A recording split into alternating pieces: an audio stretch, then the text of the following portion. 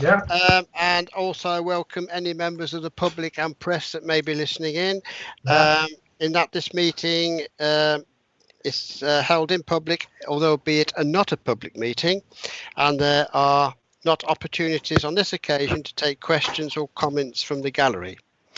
I'd like to remind members of the following. The meeting is being broadcast live on YouTube and is recorded.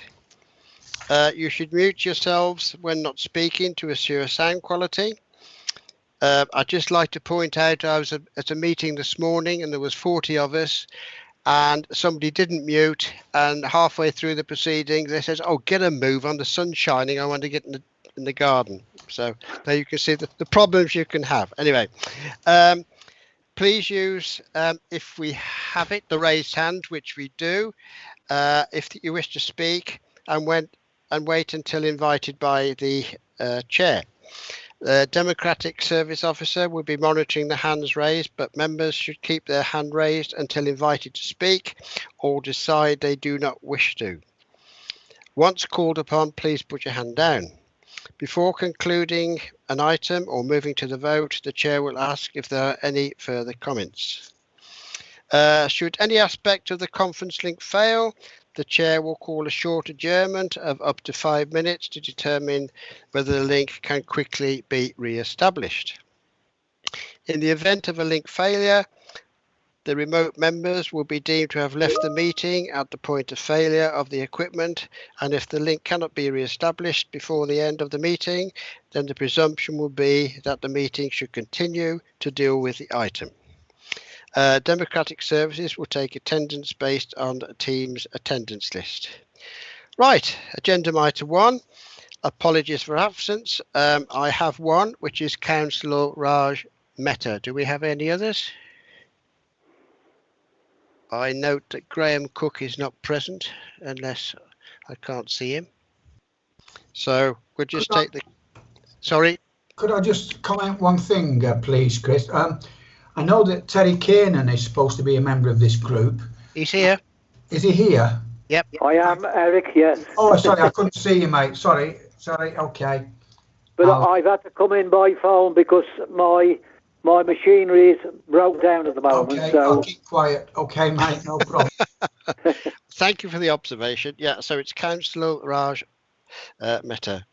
Do we have, agenda item 2, I should say, any declarations of interest from any of the members? I'll take that as a no. And agenda item 3, minutes of the previous meeting. All I can say is, subject to the minutes, Councillor Eric Carter, Raj, who sent his apologies, and myself were present. Well, I propose that they be agreed if you wish, Chairman. Thank you. I'll obviously second. No choice. All those in favour? Aye. Sorry, how are the minutes signed as accepted?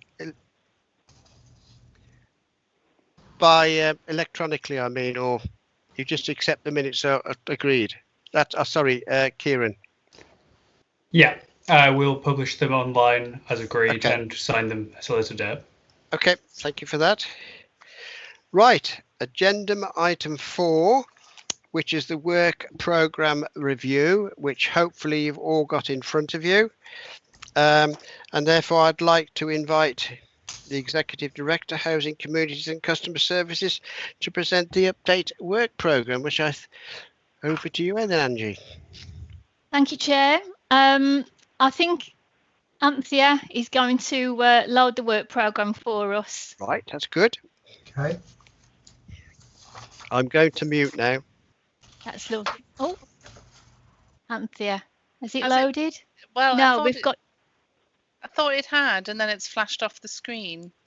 Have you got it now? We have now, yeah. It did flash off the screen. That's fine. I'm not sure what happened. I'm sorry. Okay, thank you. So members, I've worked with the chair, and clearly these are just proposals for your consideration. We've looked back at the work programme and any outstanding actions from 2019-20, and obviously with the pandemic, and that's impacted on everybody's work programme, to be honest. So what we've tried to do is roll forward some of the things that were put forward in 2019 that the Scrutiny Committee didn't get to, and repackage them in a way that I personally feel will add value to the council's work programme moving forward, but clearly one for you to decide. But if I talk you through the suggestions, and then Chair, I'll hand back to you for discussion. So this revised proposed work programme is broken down into two areas actually. One that we've termed Safer, Stronger Communities, and the other around transport. And I think both of those pick up the various themes. So just on the first one, under Safer and Stronger Communities, which is a new strategy and work programme that the council's recently launched, that will be launching in April, and it's a 2-year programme. So there's an opportunity actually for Scrutiny to influence this programme right throughout the next 2 years. But Safer, Stronger, I guess it's in the title. It talks about the plans that the council has to appropriately use their enforcement powers, and to look at how the community can play their part, which is the stronger part of Safer, Stronger Communities. But the first one on there you'll see is around private sector housing. And clearly under that subject is the potential to update you and share with you the latest powers and tools that the council's got to work with private sector landlords to improve properties.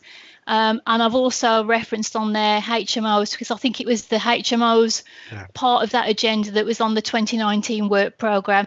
So where it's been highlighted in yellow, that's references, if you like, the work programme that looked back in 2019 that didn't quite get addressed. So that's a suggestion around housing, and also to cover things like our empty property strategy. So the council's working on a plan to address empty properties in the private sector.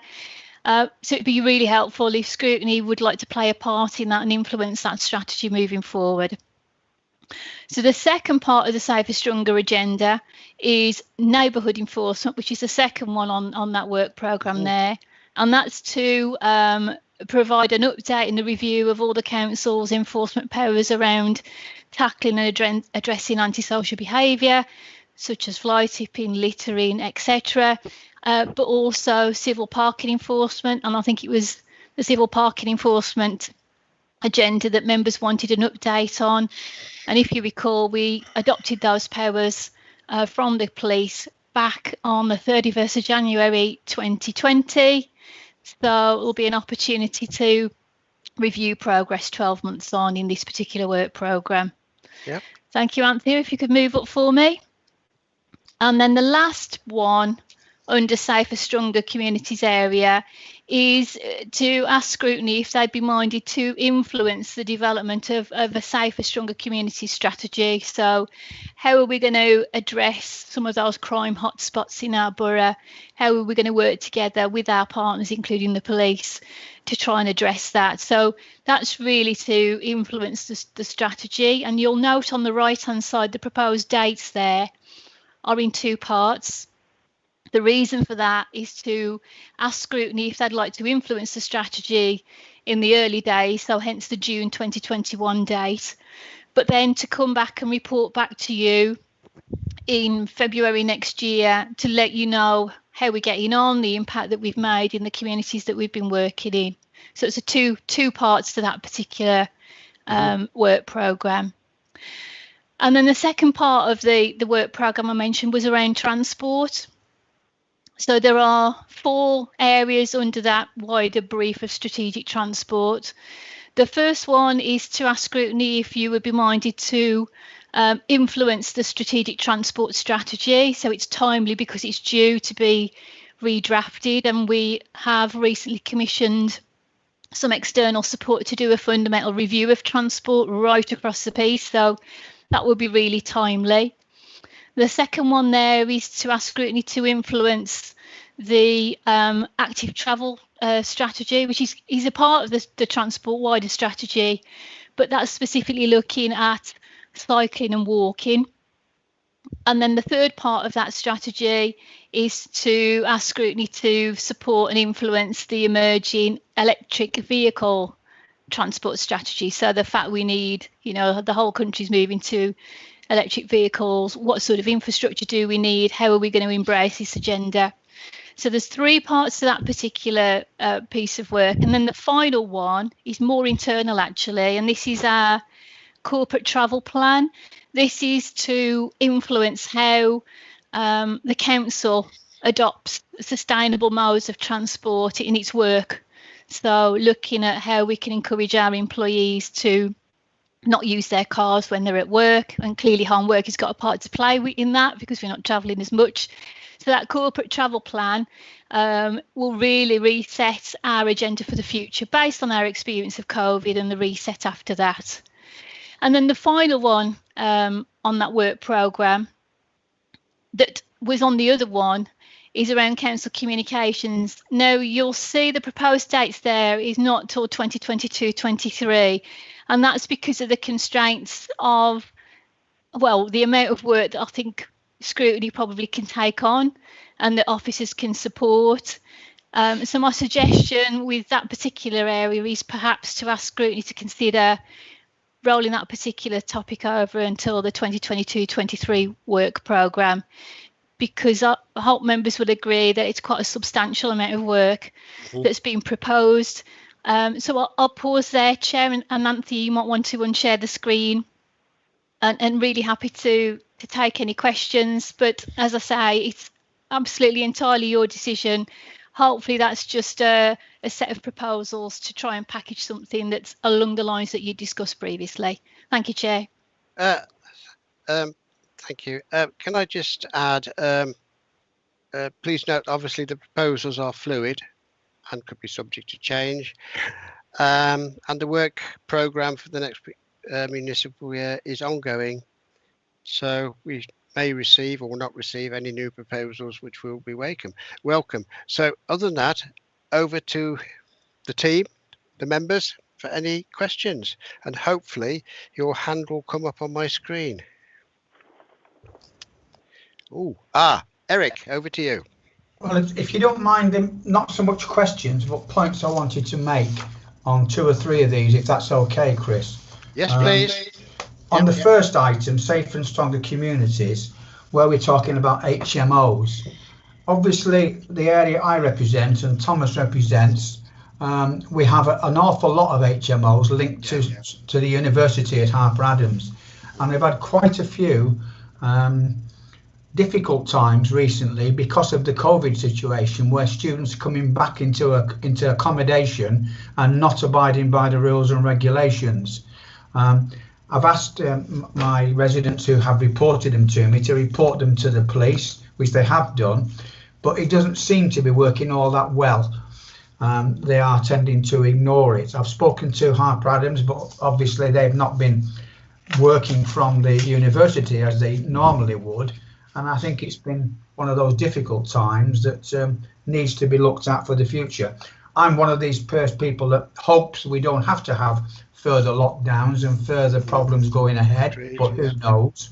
But it certainly is an ongoing problem that Thomas will be aware of, as well as me, certainly in Newport. And the growth of the university will mean it's probably going to grow. And there are more and more properties now, which when they come up for sale are being purchased for HMOs. So it's likely to be an ongoing difficulty. If I might just turn on over the page and go on to the part that talks about safer and strong communities engaging and difficulties with antisocial behaviour, and etc., etc. I, for those that don't know, have been for the last few years a peer prevent counsellor for the prevent strategy for the LGA and the Home Office. And I used to negotiate a lot and meet with Paul Fenn when he was leading on that. He's obviously doing a different role these days. But my question really is to see whether that strategy is still ongoing, because you used to have reasonably regular meetings with the police and with heads of universities and schools and so on, just to ensure that this was actually being looked at for problems in communities. I don't know what's happened to that, because I've not been called to a meeting of this for several months. I appreciate COVID has interrupted lots of things for the last 12 months, but that doesn't mean to say that these things don't still exist. And then finally, if I might just touch on transport, very important. I happen to chair the Marches Strategic Rail Group, as some people will know, which meets. I've got a meeting in 10 days' time, and we are involved in different transport links. Personally, where I live in Newport, looking at potential rail links or tram links to Stafford in the pipeline, and it's how we engage via this body with the necessary people. I appreciate David Wright's the cabinet member, but we need to engage just to see whether there's an opportunity for the council to look at particular plans that we've got in certain areas across the borough, and we actually make these things happen. Because as you said before, with climate change and with the agenda now looking to get rid of these type of diesels and etc., we're looking at hydrogen-based transport or trams, which are much more appropriate. If you look at what's happened in Birmingham to Wolverhampton, for instance, the way they're linking in with tram technology, and it's much simpler in many ways to get trams along the side of main roads or indeed down main roads than it is to put a railway line. And so I think these are things that we need to look at in the future. Thank you very much. Thank you, Eric. Just quickly, I'd just like to add, I don't know, I'll come to you, obviously, Thomas. I remember when I was growing up in the late 40s and 50s in Birmingham, we had trams and trolley buses. We've gone in a round circle. Yeah, they moved. Anyway, took them all away. Yeah. Anyway, over to you, Thomas. Yeah. Muted. Thanks, Chair. Got there just in time. I just wanted to raise the question on the HMO licensing and whether it's something that we could have a look at again. Certainly from a point of view of what is required before HMO landlords can qualify for a license, because there is a lot in our wards, as Eric has touched on, and one of the biggest issues that we've got in and around Newport is parking. Parking is an absolute burden, it really is. And what we find is many houses that are bought and sold for HMOs just do not have anywhere near enough adequate parking for a lot of the time. So as one of the considerations for being able to issue a license for a HMO, I mean, considerations like ensuring there's adequate parking, I think, should be something that is looked at. Because I know we look at stuff like ensuring that the bins are pulled out and that they're put back away in the front of the yard, kept in good condition, and all those things, which are great, and that works because they have to make it work, because otherwise they have the license revoked. But I think parking is a huge consideration, especially in medieval market towns like Newport, where some of the streets are so tight. If there isn't enough parking supplied, we're in big trouble. And that just goes into a wider conversation of looking at street by street with highways officers and looking at traffic regulation orders and stuff like that, so the enforcement can be fulfilled against bad parking or not enough parking, really. Sure. Thank you for that, Thomas. Thank you. Right, I'm just checking. I can't see any more hands up. Right, do you wish to come in, Anthea? No, Chair. Okay. Oh, Angie. Okay. Chair, if I may, just for Councillor Carter, the Prevent panel, Eric, he's led by Jazz. So yeah, Paul Fenn's still got a part to play. In fact, the responsibility has recently moved to councils to actually administer and chair. And we've just appointed a deputy chair. So I believe that there is a board due to meet under the new auspice. So I will get you an update, but just to reassure that work, as you've outlined, is still going on in the background, and we're still adhering to our Prevent responsibilities. In relation to the comments about railways generally, Eric, that I would imagine that could be fitted in under the whole review of the transport strategy, because it's another form of transport, obviously, and that strategic transport strategy needs to cover road, rail, sustainable transport. So it's quite a substantial piece of work. So if you're happy, I'm sure we could, I'm sure to pick that up under that particular agenda. Yeah. And then the final one on HMOs, clearly a hot topic, shall we say. In that first section under private sector housing, as part of the Scrutiny work programme, very happy to bring forward quite a bespoke update and piece of work on HMOs just in their own right, and not cloud the agenda with perhaps all the other powers if members of Scrutiny would prefer that, because it is, you know, it is quite a complex area, and there are some national legislation that we comply with. So very happy to prioritise that, if that helps, Chair. Thank you. That's thanks, Angie. Before I go back to Thomas, I'd just like to say I had a walk about Hollingswood the other day, and I was very surprised. A number of houses have had alterations, and it has rooms to let. So what I'm actually going to do is walk around again. I do have a list of those registered, and I will note down, if that's all right, that those who do not appear on the list, and I would like to forward them obviously to the relative officer within Telford and Wrekin Council, if that's all right. Who would that be, just as a matter of interest? Chair Catherine Kinniston is the Director for Housing, including private sector. Thank you. Okay, thank you very much. Right, Thomas, over to you.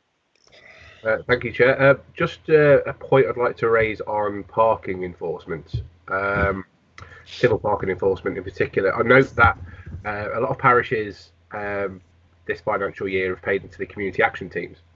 That involves, especially, well, I know as a matter of fact, it involves for the parish of Newport that we're having additional days of parking enforcement, which is good, because we've got, like I say, a particular parking issue in our town. But what I'm concerned about is the number of officers we've got to date in respect of other parishes, knowing full well they've also paid for additional enforcement. Just how well are we considering the coverage of the current arrangement? So my concern is there isn't enough officers on the ground to necessarily carry out all the enforcement that parishes are paying in for, and that's we feel a little bit thin on the ground. So is it something that we're looking to actively recruit more NEOs to carry out more enforcement, or? Yes, following the, the short answer is yes. Right. There are 12 community action teams where parishes have invested. In fact, the last one was over the line, I think, at Sturchley last night. Yeah. So I think what Dean Sargent, the director, is doing is just taking stock to see how many parishes have taken the opportunity to benefit from that investment and the part funded, and then he'll look to recruit to make sure we can cover the amount of parishes that have engaged in that. But yeah, again, under the neighbourhood enforcement agenda on the proposed programme, very happy to bring back, as part of the ASB civil parking enforcement update, an update on the community action teams, because I've got a massive part to play in achieving that agenda. Perfect, thank you. All right, thank you. Right, I can't see any more hands at the moment. Right. Oh, John, over to you. Yeah, I'm just going to say that a big issue is also around schools as well, that enforcement needs to be done around by the schools. In my particular ward, we've got 2 junior schools, and just down the road, the senior school as well. So enforcement is necessary around those as well. Did that yesterday. Yes. Right, thanks, John. And then is fighting. The council have done the best in certain areas to prevent it, and believe CCTV is going to go in certain areas to improve as well. It's just very sad that people, instead of disposing of their items properly, decide to, they get a new fridge. Well, instead of the company who bring the new fridge, they should be made to get rid of the old one. People just dumping fridges, 3-piece suites. It's the pride of Telford and Wrekin.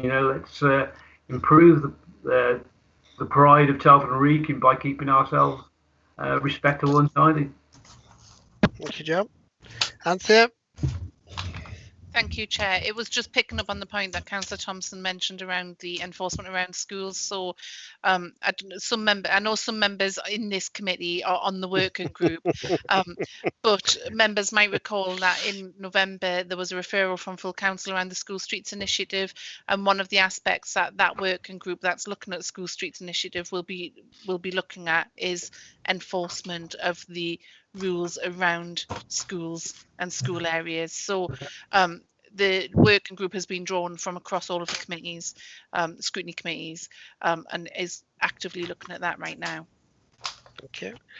Are you wishing to come back, John? Give your hands up.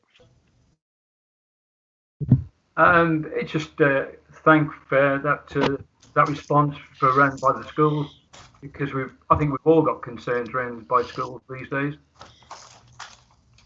Okay, thanks, John.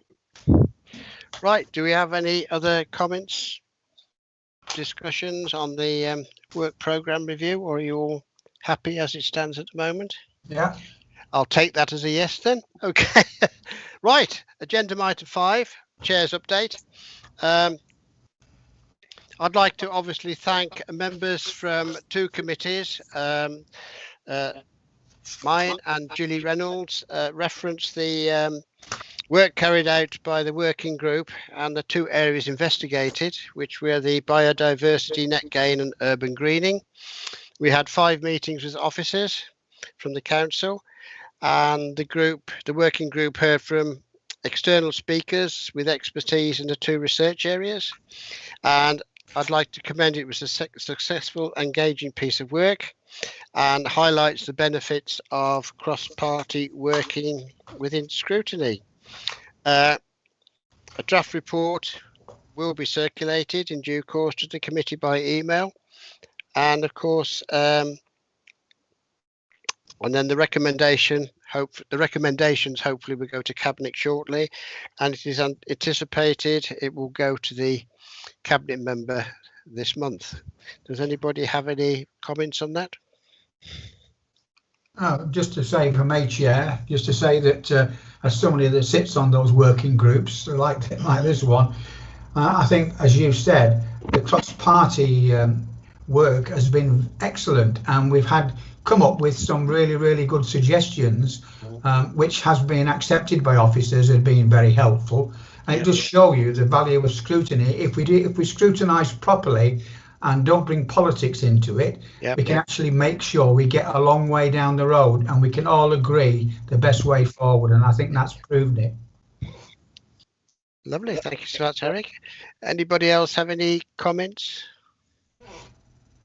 Wow, that's very okay. Well, in that case, then I think it's my duty then to wish you a good evening and close the meeting, and look forward to seeing you all again in the near future.